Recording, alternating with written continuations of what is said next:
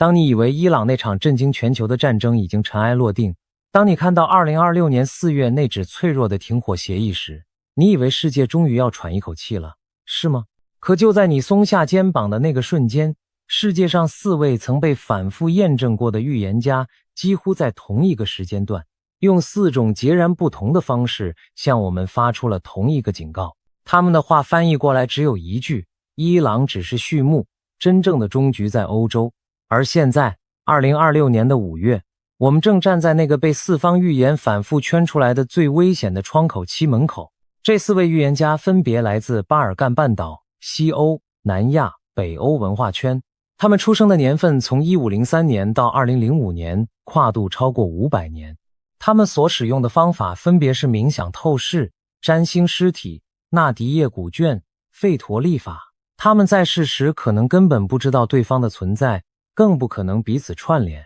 可就是这樣4個毫不相關的人，在2026年這個節點上發出了驚人一致的警告。當這種跨越時空的共振出現時，作為一個思考者，我們最不該做的事情就是輕易地把它當作巧合而忽視。聽到這裡，也許你會質疑，怎麼可能呢？4位預言家分屬不同國家、不同年代、不同信仰體系，他們怎麼可能講出同一件事？保加利亞的盲眼龍婆早在1996年就已過世，他連電腦都沒見過。法國的諾查丹馬斯更早，他活在16世紀，距今近500年。英國的帕克和印度的阿南德雖在當代，可他們一個用印度納迪葉古卷起卦，一個用吠陀占星推算，方法也完全不同。然而當你把他們各自講過的東西放在同一張桌子上對齊之後，你會發現一個讓所有人都無法解釋的現象。他們講的是同一個故事，是同一個地點，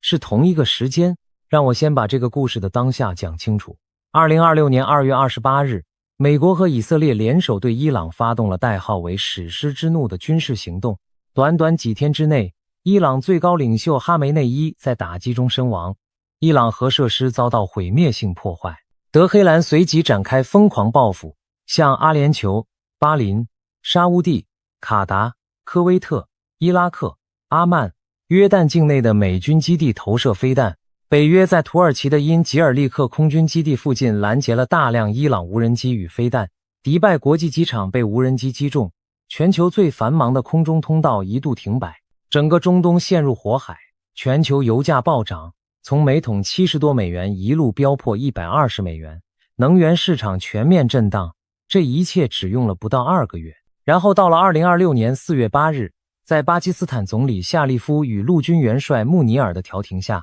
美伊雙方達成了一個所謂的2週停火協議。可你知道嗎？這個停火從第一天起就在被雙方違反。荷姆茲海峽至今仍然關閉，全球 20% 的原油與 20% 的液化天然氣無法通行，海峽內的貨輪數量只剩下戰前的 5%。更荒謬的是，現在出現了一個叫做雙重封鎖的奇怪局面。美國海軍封鎖伊朗的港口，伊朗封鎖整個荷姆茲海峽，雙方都在指責對方違反停火，而川普已經將停火期無限延長，理由是要等伊朗交出新的談判方案。換句話說，現在你看到的伊朗戰爭根本不是結束，而是一個按了暫停鍵的地獄。任何一艘船的擦撞，任何一枚誤射的飛彈，任何一次胡塞武裝在紅海的襲擊，都可能讓這場暫停瞬間恢復播放。可即便如此，這場已經震撼全球的戰爭，在4位預言家的眼中，居然只是一個序幕。我們先從龍婆說起。這位1911年出生於保加利亞，12歲因龍捲風而失明的盲眼老婦人，至今仍是全球最被反覆引用的預言家之一。他在世時就對2026年留下了一段詭異而簡短的話。他說，2026年將會有一場由東方開始向西方蔓延的大戰。他還說，西方文明將迎來衰敗的開端，一位新的強大領袖將取代弗拉基米爾·普京，俄羅斯將在這場巨變中重新崛起為世界主導力量。請注意他的用詞，由東方開始，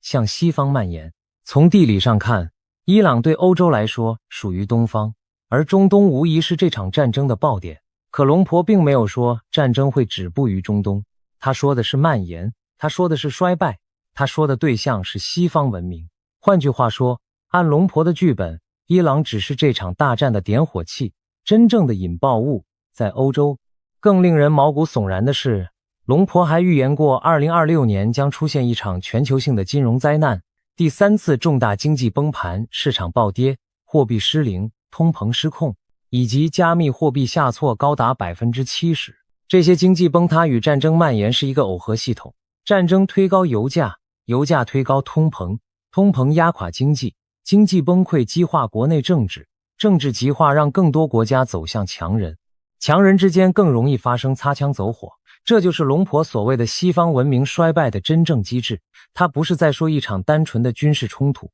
他是在說一個多米諾骨牌式的系統崩塌。而最讓人寒毛直豎的是他對普京的那段預言。龍婆說2026年將有一位新的更強大的領袖取代普京，俄羅斯将進入一個新階段。听起來像普京下台是件好事，对吗？可你仔細想想，當一個擁有近6000枚核彈頭的國家在戰爭高峰期突然發生最高權力更替，這個國家會走向克制還是走向瘋狂？歷史告訴我們答案。當沙皇尼古拉2世下台之後，俄國並沒有變得溫柔，而是變得更紅、更血腥、更激進。當蘇聯解體前夕，戈巴契夫權力動搖，發生了819政變。權力真空從來不是和平的代名詞，而是更大規模衝突的引信。如果龙婆這個預言成真，那麼接下來在歐洲所要發生的事，恐怕會比過去4年俄烏戰爭所有戰役加起來還要兇猛100倍。更要命的是，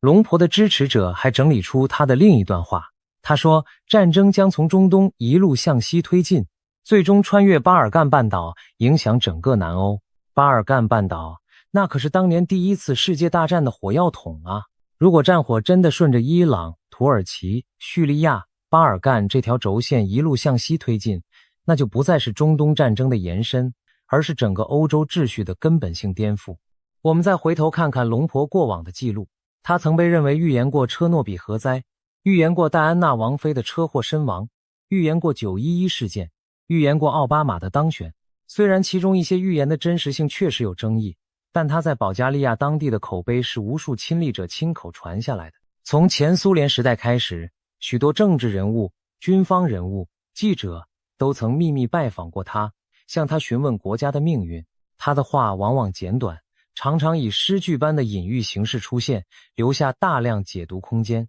可正是這種模糊性，反而讓他的預言能夠在多個時代被反復對應驗證。他的支持者一直強調，他並不是在說某一個具體事件何時發生，而是在說某種能量在何時釋放。當你把2026年的伊朗戰爭、全球油價失控、北約分裂、俄羅斯軍事再武裝這4件事疊加在一張時間表上時，你就會看到那種能量正在我們眼前釋放。接着，我們再看諾查丹馬斯，這位1503年出生於法國的醫師兼占星家，於1555年出版了那本被稱為史上最神秘預言集的諸世紀。書中總共942首4行詩，被後世解讀為預言了拿破崙、希特勒、第2次世界大戰、廣島長崎原子彈、911事件等等。我們不需要去爭論它到底是不是真的預言。对了这些，我們只需要看它針對2026年留下了什麼。第1首被解讀為對應2026年的，編號為第1卷第26首。是的，26首對應2026年，許多解讀者認為這不是巧合。這首詩寫道，巨大的蜂群將在夜晚的伏擊中升起。蜂群？什麼蜂群？最初解讀者很困惑，可當俄烏戰爭打到第3年，當無人機開始主宰整個戰場，當伊朗用蜂群無人機攻擊以色列，當烏克蘭用蜂群無人機襲擊俄羅斯煉油廠時，所有人都震驚地意識到，諾查丹馬斯說的蜂群是現代戰爭的無人機群，在夜晚的伏擊中升起。這幾乎就是當代無人機戰術的標準作業流程。從加薩到德黑蘭，從基輔到莫斯科，這蜂群已經成為21世紀第1場真正的戰爭主角。更值得玩味的是，諾查丹馬斯所用的蜂群這個意象本身就帶有歐洲歷史的政治符號。拿破崙曾把蜜蜂作為帝國的徽章，象徵勤勞、效率、集體紀律。在19世紀的法國，蜜蜂等同於皇帝的標誌。當諾查丹馬斯500年前寫下蜂群時，他選用的不是隨意的昆蟲，而是一種會在歷史上被特定強人重新定義的符號。如果蜂群在21世紀真的等於無人機群，那麼控制无人機群的是否也就是某個自詡為新拿破崙的強人？普京、川普乃至中國的領導人都被一些觀察者貼上了21世紀的拿破崙標籤。當蜂群升起，意味着一個強人時代的歸來，意味着規則秩序被個人意志取代。第二手更可怕。諾查丹马斯寫道：7個月的大戰，民眾死於邪惡。盧昂、埃夫勒，國王不會失敗。盧昂與埃夫勒是法國諾曼第地區的兩座古城，緊鄰巴黎。一場長達7個月的大戰，有2位都堅信自己不會失敗的領導人。戰場波及到法國的核心地帶。各位，這意味着什麼？這不是中東戰爭的劇本，這是一場深入歐洲腹地的戰爭劇本。如果按照這首詩的時間線，從2026年某個月份開始算起，連續7個月大戰，那麼根據伊朗戰爭爆發的2月28日來推算，這個7個月的窗口的尾巴恰好落在2026年的9月到10月之間，而這正是歐洲秋冬能源危機、選舉密集、地緣最敏感的時刻。許多研究者更進一步指出，諾查丹馬斯所說的2位堅信自己不會失敗的領導人，其中一位被認為是普京，另一位則被解讀為川普或澤倫斯基。這3個人都有一個共同特徵，他們都認為自己在玩一場必勝的牌局。普京認為自己擁有歐洲最大的軍隊、最多的核彈頭、最豐富的能源資源、最強的戰略耐心。川普認為自己擁有美元的霸權、最強的軍力、最會演戲的政治技巧。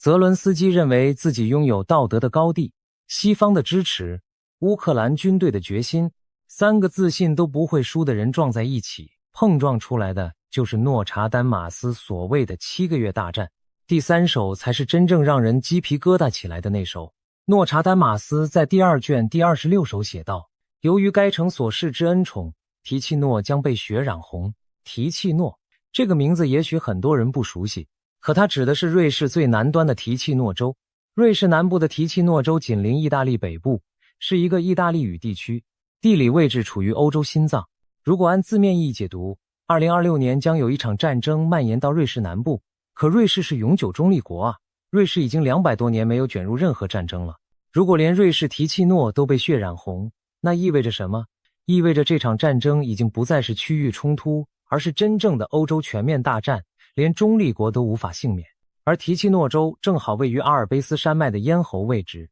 是俄羅斯進攻西歐、北約援軍南下意大利的戰略樞紐。從軍事地理上講，如果2026年下半年真的爆發歐洲大戰，提契諾就是那個必須被踏過的咽喉。諾查丹馬斯500年前是怎麼知道的？這就是所有人都無法解釋的詭異之處。順帶一提，瑞士這個國家本身就是諾查丹馬斯非常熟悉的地理區域。16世紀的瑞士已經是宗教改革的核心地帶，卡爾文就在日內瓦傳教，整個瑞士在當時就是歐洲思想衝突的前線。諾查丹馬斯之所以會在他的詩中專門點名提契諾，極可能是因為這個區域在他眼中本身就具有特殊的歷史能量。提契諾州人口不到40萬，可他們地處的盧加諾湖與馬焦雷湖一帶，是阿爾卑斯山脈唯一一個能夠讓南北軍隊大規模通過的低地走廊。從凱撒大帝跨越阿爾卑斯山，到拿破崙翻越大聖伯納山口，到第2次世界大戰盟軍登陸意大利，每一次歐洲大戰幾乎都會涉及這個區域。如果2026年下半年的歐洲大戰真的爆發，提契諾被血染紅幾乎是地理必然。更值得注意的是，2026年8月12日將會有一場罕見的日全食橫貫歐洲大陸。在中世紀的歐洲文化中，日全食是大難將至的天兆。諾查丹馬斯本人就是占星家出身，他的所有預言都與天文周期密切相關。許多研究者已經指出，這場2026年8月的日全食極可能就是諾查丹馬斯所說的雷霆擊倒偉人的那個瞬間。接着我們看第4首，諾查丹馬斯寫道：那位偉人將在白天被雷霆擊倒。這句話看似不知所云，可結合2026年的政治局勢，許多解讀者認為這指的是某位國家領導人在這一年遭遇致命的危機，可能是身體上的，也可能是政治上的。如果再回到龍婆所說的普京被取代，這兩個預言竟然在同一個拼圖中互相吻合。當你把雷霆擊倒、提契諾血染、7個月大戰、無人機蜂群這4個要素拼在一起時，你會發現一個完整的劇本。劇本的開頭是中東的火種，劇本的中段是歐洲的擴散，劇本的高潮是某位領導人的猝死或下台，劇本的尾聲是文明秩序的重組。好了，繼續往下看，我們聊帕克。聽到帕克這個名字，老朋友們已經知道我要說什麼了。帕克在2025年底發布的2026世界預言中，明確警告了好幾件事情。第一，俄中聯盟將會在2026年達到一個歷史性的危險高峰，而這個聯盟對抗的對象正是已經分崩離析的北約。第二，2026年8月，日本將遭遇一場神秘的氣體雲災難，整個日本被一層巨大的气體覆蓋。第三，北約将在2026年顯露出系統性的衰敗跡象，並在2030年被一個全新的世界警察組織所取代。第四，2026年春季，全球將迎來人工智慧泡沫的破裂，主流加密貨幣将崩跌 70%。第五，英國國王查爾斯3世可能在2026年駕崩，引發整個英國的震動。這些預言看似獨立，可一旦你把它們串在一起，你會發現一個極為陰森的邏輯閉環。回憶一下伊朗戰爭中發生了什麼。中國和俄羅斯在4月7日聯合否決了巴林提交的關於荷姆茲海峽航行自由的安理會決議。中國和俄羅斯都呼籲伊朗的所謂主權豁免，俄羅斯還公開表示願意接收伊朗的濃縮，這等於是在伊朗最虛弱的時刻接住了他的核家底。更值得注意的是，俄羅斯還趁機與美國通電話討論伊朗議題，看似配合，實則完成了一場戰略對沖。普京在伊朗事件中扮演了最巧妙的角色，他既沒有開戰，也沒有放棄伊朗，反而通過調停姿態，把莫斯科變成了戰後中東格局重組的關鍵節點。這就是帕克所謂的俄中聯盟達到歷史高峰的真正含義。當美國深陷中東泥潭，油價飆升，北約因為伊朗戰爭分裂的時候，俄羅斯與中國正在悄悄完成一個地緣的合圍，而真正的目標從來不是中東，而是歐洲。讓我再仔細解構一下，為什麼伊朗戰爭能夠成為歐洲大戰的序幕。這不是預言家的玄學，而是地緣政治的硬邏輯。第一，伊朗戰爭直接拉高了全球油價。俄羅斯作為主要產油國，每天從油價上漲中額外獲得數億美元的收入，這些錢直接灌入俄羅斯軍工複合體，讓他們能夠加速生產坦克、飛彈、無人機。第二，伊朗戰爭迫使美國將大量海軍與空軍力量部署到中東，讓美國在歐洲方向的軍事存在被稀釋。第三，伊朗戰爭讓歐洲各國因為能源價格暴漲、難民壓力、反戰情緒等問題陷入內部撕裂，弱化了北約的对外回應能力。第四，伊朗戰爭讓川普政府疲於奔命，在中東耗盡政治資本，無暇顧及烏克蘭問題，這直接給了俄羅斯一個更從容處理烏克蘭戰場的時間窗口。把這4件事疊在一起，你就會看到，伊朗戰爭根本就是普京戰略上的天賜良機，他甚至不需要動一兵一卒，就能讓自己的對手集體陷入泥潭。帕克關於日本氣體雲的預言尤其詭異，他說2026年8月將有一場巨大的氣體覆蓋整個日本，這聽起來不可思議。可如果你回想一下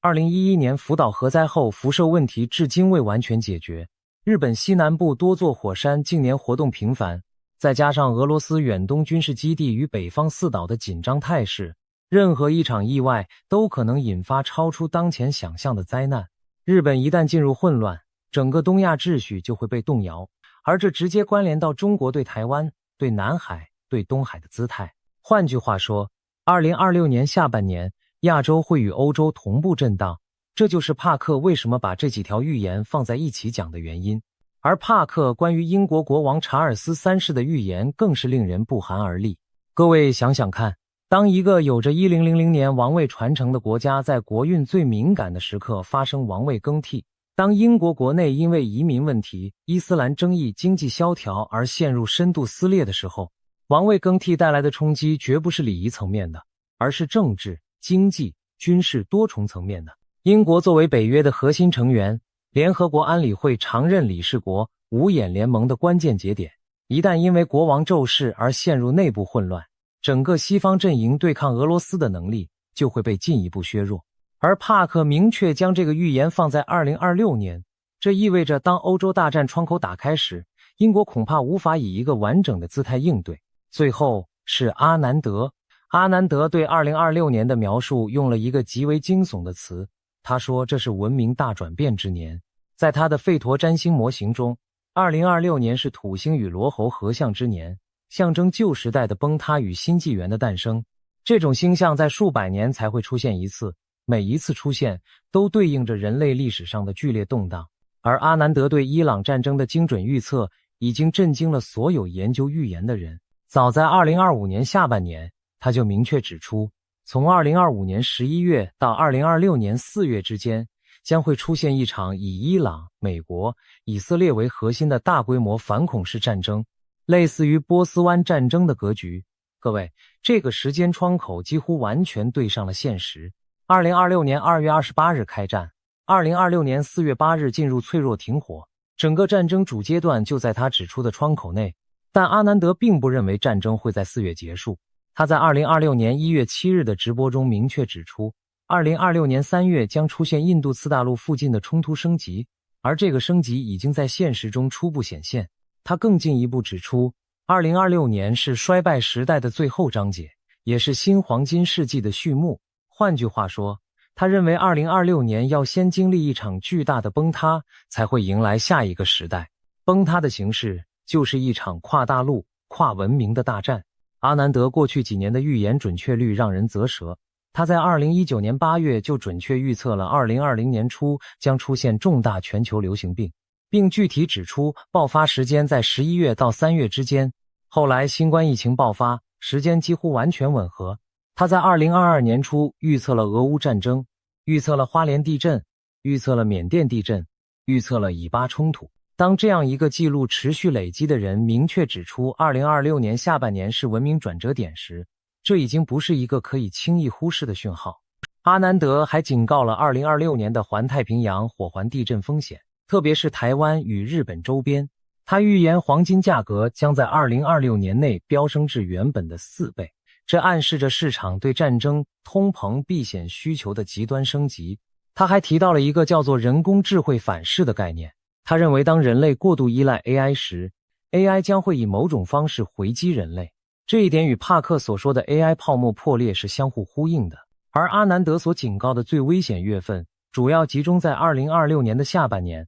他特別點明了某些月份的高度動盪，這些月份恰好與諾查丹馬斯所說的7個月大戰的尾段重疊。他還具體提到，從2026年9月到11月之間是地緣政治最危險的時間段，這段時間內可能發生重大的權力更替、軍事衝突、金融崩塌、自然災害的多重疊加。各位有沒有發現，當你把這4個預言家的話拼在一起的時候，你會看到一個恐怖的時間表。第一階段，2025年底到2026年4月，伊朗戰爭爆發，這對應阿南德所說的反恐戰爭與龍婆所說的東方戰爭起點。第二階段，2026年春夏之交，金融崩塌，AI 泡沫破裂，加密貨幣暴跌，北約出現裂痕，這對應帕克和龍婆共同警告的西方衰敗。第三階段，2026年下半年，俄羅斯利用美國深陷中東之機，在歐洲展開新的軍事行動，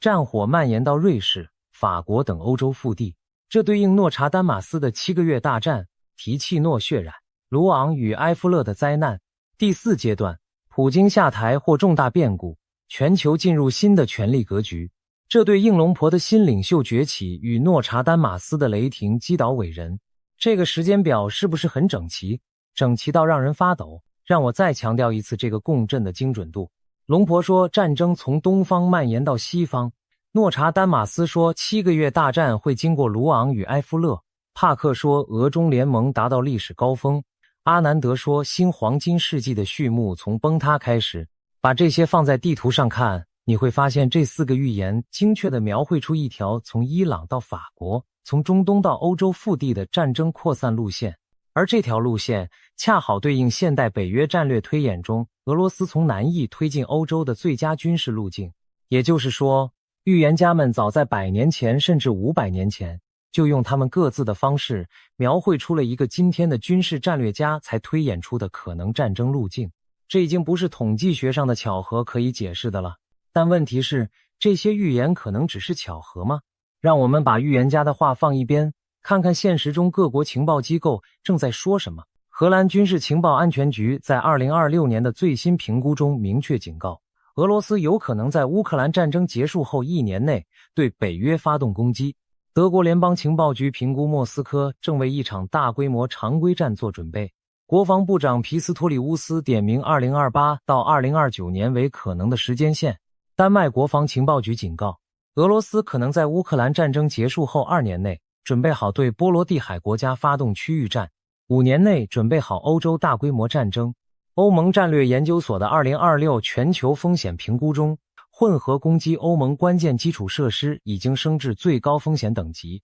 愛沙尼亞外國情報局也在2026年指出，俄羅斯雖然不打算在2026年內發動全面攻擊，但其長期軍力重建、大規模無人機整合、東翼兵力擴張已經到了臨界點。換句話說，預言家所講的歐洲大戰並不是一個瘋狂的想象，而是西方各國頂級情報機構共同認可的近期高概率場景。預言家只是把這個場景的時間點推前到了2026年下半年，而情報界目前的估算是2028年前後。可如果伊朗戰爭真的引爆了能源危機，加速了俄羅斯軍事再武裝，加劇了北約內部分裂，這個時間點被提前1-2年是完全可能的。更令人擔憂的是，2026年正好是歐洲的選舉超級年，匈牙利大選在4月已經結束，歐爾班的勝負直接影響北約東翼的團結。捷克、斯洛伐克、羅馬尼亞、保加利亞都有重要選舉。如果親俄民粹政黨在這些國家獲勝，北約東翼就會出現結構性裂縫。而俄羅斯的西方2025大演習已經部署超過10萬兵力，並動用了核武系統。莫斯科正在用一種叫做次門檻戰爭的方式不斷試探北約的紅線，從波羅的海上空12分鐘的戰機侵入，到芬蘭灣的海軍越界，到摩爾多瓦選舉中的網絡攻擊，每一次小小的試探都在累積，而當累積達到臨界點時，就是大規模衝突的引爆。而川普政府的2026年姿態更是讓歐洲陷入恐慌。在伊朗戰爭中，川普繞過北約盟友決策，對歐洲只是通知，不是商議。西班牙首相桑切斯公開拒絕美國使用其空軍基地，川普反過來威脅切斷與西班牙的貿易。法國總統馬克宏在伊朗戰爭爆發後召開國家防衛會議，會議的核心議題不是伊朗，而是歐洲必須準備獨立面對下一場戰爭。歐盟委員會主席馮德萊恩呼籲歐洲必須在沒有美國全力支援的情況下強化戰備。這些訊號疊加起來，就是一個正在被撕裂的西方聯盟。這些訊號加起來，讓很多歐洲戰略家私下都在說一句話：2026年的歐洲比1939年的歐洲還要脆弱。1939年的歐洲至少有英法2個老牌帝國的軍事與工業底子。今天的歐洲在軍事上依賴美國，在工業上依賴中國，在能源上依賴俄羅斯與中東，幾乎每一條供應鏈都在競爭對手手裡。當川普決定減少對北約的承諾時，當俄羅斯決定切斷天然氣管道時，當中國決定收緊稀土與電池供應時，歐洲根本沒有任何結構性的緩衝空間。而當西方聯盟出現裂縫時，普京會做什麼？任何一個讀過歷史的人都知道答案。當他發現北約因為伊朗、因為川普、因為選舉而陷入結構性麻痹時，這就是他長達10年等待的最佳出手窗口。而那個窗口恰好就在2026年的下半年。讓我給你勾勒一個可能的劇本，一個讓所有西方戰略家都在私下推演的剧本。劇本的開頭是俄羅斯在波羅的海地區發動一次有限的軍事行動，可能是針對愛沙尼亞、拉脫維亞或立陶宛中的某一個。這一次行動的規模故意被控制在小尺度，不直接挑戰北約第5條的集體防禦條款，而是制造一個灰色地帶。普京賭的是，川普在伊朗戰爭中已經疲憊，國內經濟壓力巨大，加上美國中期選舉臨近，川普不會為了一個小小的波羅的海國家而動員美軍。北約一旦在第5條面前猶豫1秒，整個聯盟就會陷入戲劇性的信任崩塌。劇本的中段是俄羅斯利用這個信任崩塌，對摩爾多瓦或喬治亞發動更大規模的軍事行動，徹底吞併這些國家。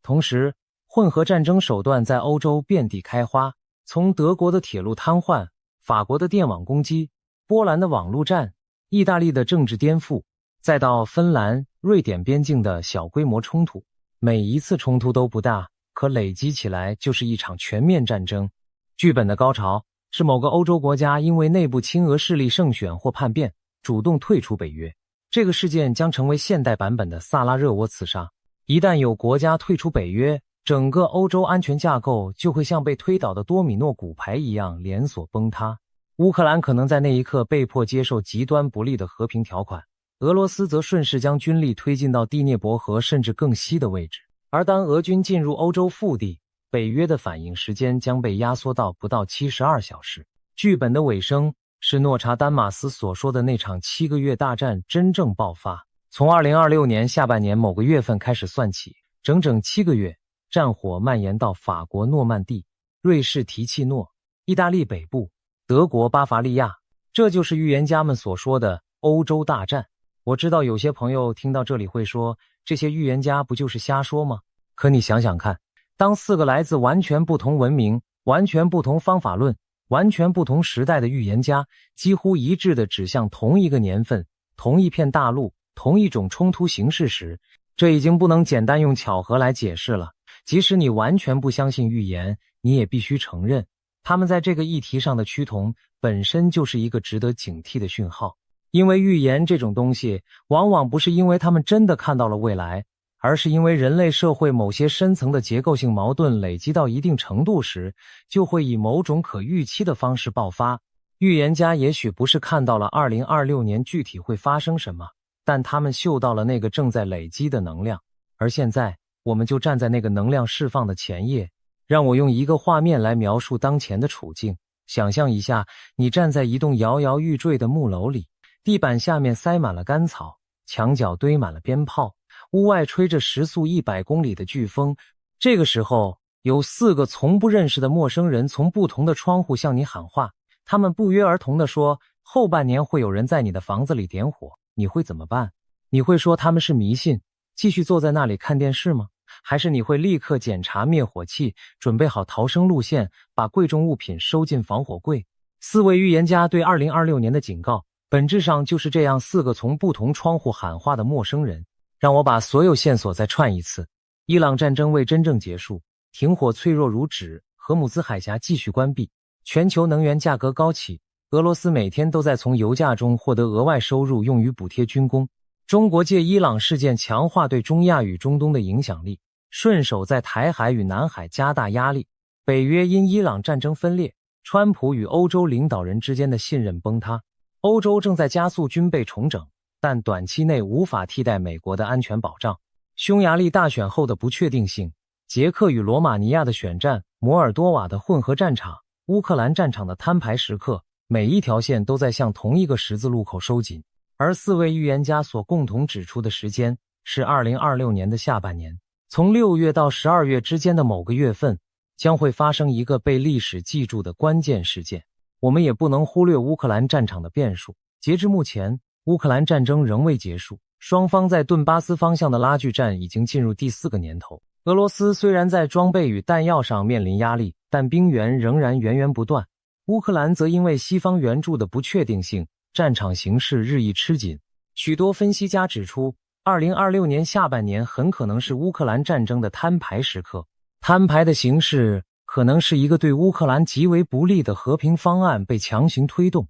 也可能是俄羅斯在某個方向發動最後的大規模攻勢。無論哪一種，都會在歐洲產生劇烈的震盪。一旦烏克蘭被迫接受領土分割，整個東歐將陷入恐慌。波蘭、波羅的海3國將立即進入準戰爭狀態，北約東翼的軍事壓力會瞬間升到歷史高峰。可能是一次邊境的擦槍走火，可能是一次重大政治人物的突然死亡，可能是一次重大基礎設施的崩塌，也可能是俄羅斯一次出乎意料的軍事行動。任何一個這樣的火星落在當前這個堆滿乾草的世界上，都會點燃我們已經幾十年沒見過的那種大火。回想一下歷史，第1次世界大戰的引信不過是塞拉耶佛街頭一槍而當時的歐洲在表面上看比現在還要繁榮，還要互相依存，還要不可能打仗。可那一槍響起之後，整個世界滾入了人類有史以來最殘酷的工業化屠戮之中。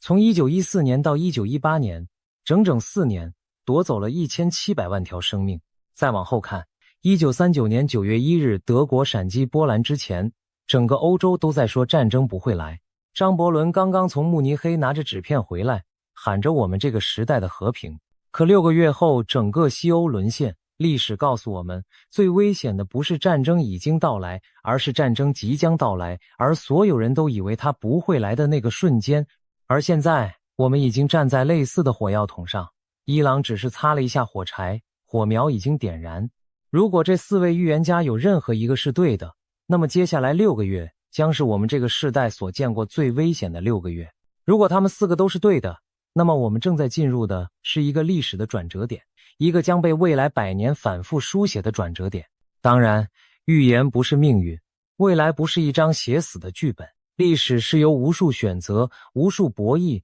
無數小人物的決定共同編織出來的。即使是預言家自己也說，未來可以被改變。納迪葉古卷強調，未來並非鎖定集體的祈禱，思想、行動都能改变最終結果。帕克本人在發布這些預言時也特別強調，他講出這些並不是要嚇唬大家，而是要提醒大家正面的思想、祈禱、視覺化能夠減弱災難的衝擊。可在那之前，我們需要做的第一件事是把眼睛睜開，是把警報拉響，是不要被表面的停火所欺騙。伊朗戰爭沒有結束，伊朗戰爭只是開幕，歐洲大戰的窗口正在打開，那個窗口期是2026年的下半年。從現在到年底，我們所看到的每一條新聞、每一個警報、每一個外交事件，都應該被放在這個更大的背景下去解讀。那麼除了關注新聞之外，我們普通人還能做什麼？我認為有4件事情非常關鍵。